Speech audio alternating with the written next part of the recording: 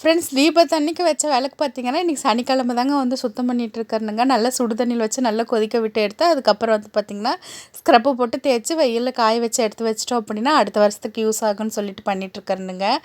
அதுக்கப்புறம் வந்து விளக்குமாறு வந்து உரிச்சது வந்து இன்றைக்கி தாங்க வந்து எடுக்கிறதுக்கு வருவாங்கங்க. 8 கிலோ இருந்துச்சு. ரூ. 430 இருந்துச்சுங்க. கொடுத்துட்டு காசையும் வாங்கிட்டு வந்தாச்சு. அதுக்கப்புறம் மதியம் வந்து சமையல் செய்ய ஆரம்பிச்சிட்டேனுங்க.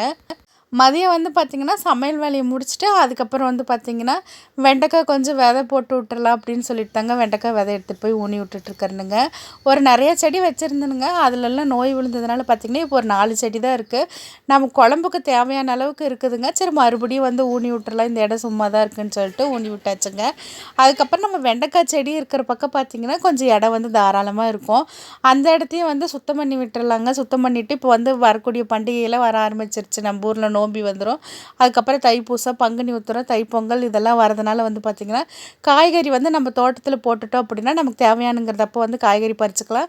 வீட்டுக்கு வந்து சொந்தக்காரங்க வந்தாலுமே அவங்களுக்கு வந்து பறித்து கொடுத்துடலாம் அப்படின்னு சொல்லிட்டு தாங்க வந்து இடமெல்லாம் சுத்தம் பண்ணி விட்டுருக்கிறேன். இந்த இடத்துல வந்து விதை தாங்க வந்து போட போகிறேன். நான் வாங்கிட்டு வரணும்.